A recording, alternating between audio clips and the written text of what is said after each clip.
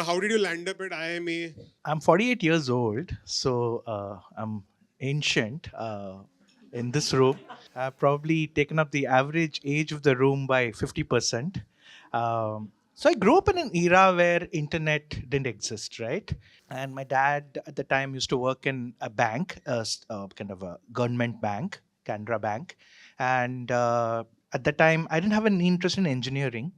And typically, what happened is this awareness that DU is there or Bombay Xavier's is there. We didn't know all of that. So typically, if you were not an engineer, in fact, I got to know of IIT only in 11th and 12th, that there is something called IIT, right? So it was an era of information asymmetry. And so typically your parents said, engineering nahi karna hai, MBBS nahi karna hai, so come with us wherever we are going. It was a very different era. So my dad got a transfer to Goa when I was 17. We were in Hyderabad then. If I was in Hyderabad, I'd have gone to one of the colleges there. In Goa, he said, you join the local college. This was a very different Goa. It was not the Goa that when you go from Delhi or Bombay to Goa, right? So Goa of interiors, not on the beach. This is a Goa in the 90s. A good comparison would be like studying in Mizoram or Nagaland today, right? That's the standard. So it was a very different era. And the standards were not very high. It was, I mean, the people are friendly, but they're not academically interested. So that was the context. Yeah. But were you academically interested? Yeah. I was, I mean, I used to read a lot and I used to kind of take a deep interest in the subject of economics, trying to read books. Yeah, to that extent, I would say yes, I was academically interested. Yeah. But why did you choose economics? Or was it, it just happened to you? Yeah, good question. So I actually wanted to do psychology. Strange, but my parents said like it's really strange. Why do you want to do psychology? You won't get any jobs, etc. So actually took psychology in the first year and then moved out to do economics in the second year. That's the truth. But I evolved. College, my identity changed. My goals changed. So kind of that was a transition. Yeah. Again, who introduced IIM A to you? If you didn't know about IIT, IIM's Yeah. CAT, how did you know about that? Yeah.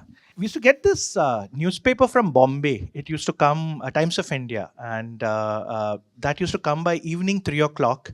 And I used to have this ritual by like I would come back from college by around 12:31, do a little bit of studying till 3:34, and it was a big ritual for me to walk about 3 kilometers buy the newspaper, which used to come by 4 o'clock then. 4:30, have a chai there and kind of come back. So I think the Times of India and the newspaper, the Bombay paper coming, and I kind of got to know Economic Times also used to come, and I used to actually pick it up. My father could, was allowed to get Economic Times. So reading Economic Times and Times of India 92 to 95 actually transformed me a lot. Like, that's where the information asymmetry changed. I saw IIMs being talked about.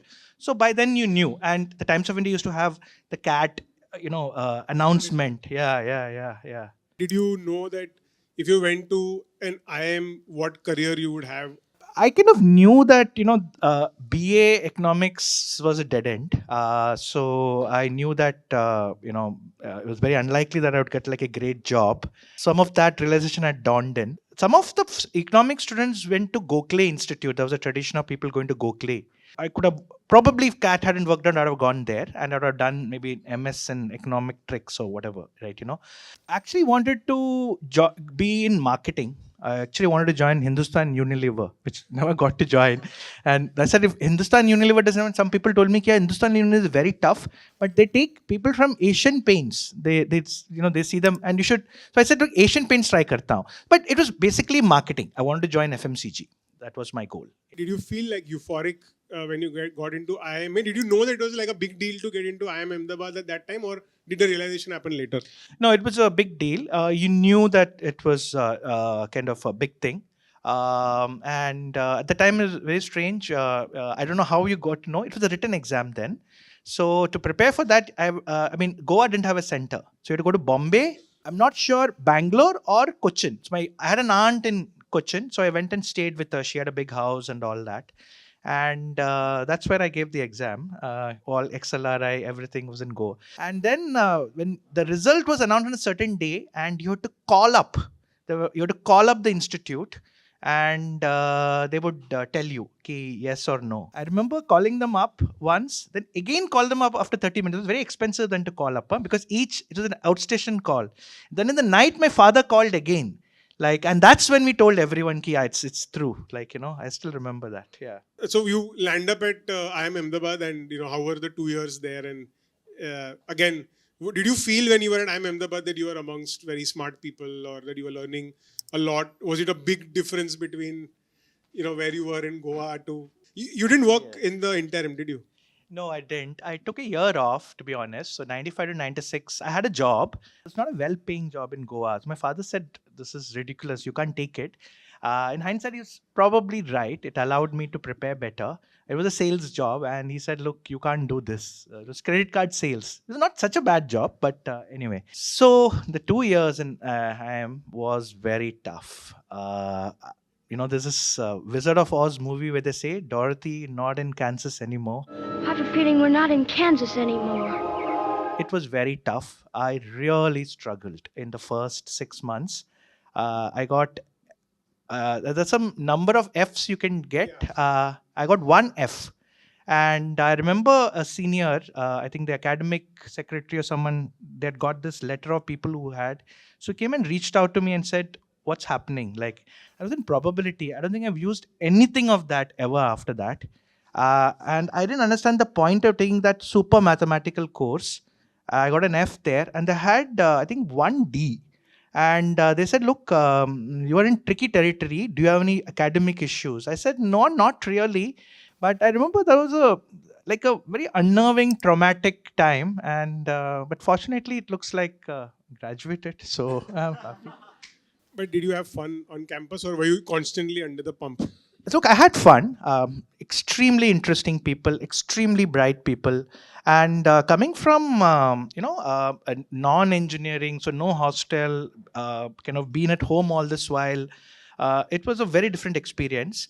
There was no ragging, but there was a lot of friendly kind of leg pulling and of a very high order, and it could be brutal at times. I think a few things. One, came and met a lot of people from different parts of India. Like, for example, there were surnames like Sabu and all that. I knew all the South Indian names, but I didn't even know there were surnames like this.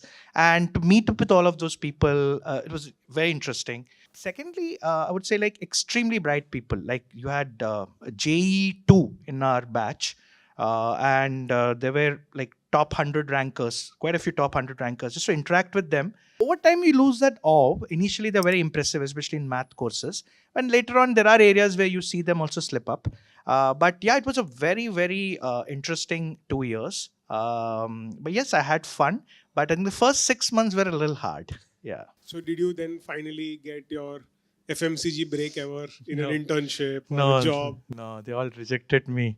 I couldn't even make Asian Paints. I was in tears, actually. In fact, one of the PlaceCom guy went and talked to Asian Paints, saying it's really is this dream job and all that. They said no. I mean, he's not good enough. Finally, Times of India, day 3. So it's day 0 with all the McKinsey. They were paying 6 lakhs. I was 96 to 98. So 98, they were paying 6 lakhs. Then day 1 was all your Unilevers of the world. Day 2 was your Asian Paints and a few others. And IT guys were on day 2. And day 3 was really the last day, actually, to be honest. It was day 4, but it was the public sector folks, this thing. So day 3, I got Times of India. And even Indian experts had come, they were keen on me. So I got a sense that, hey, the agencies were very keen. They got a sense that, hey, these are the people who seem to like me. Yeah, mera market fit yahan hai.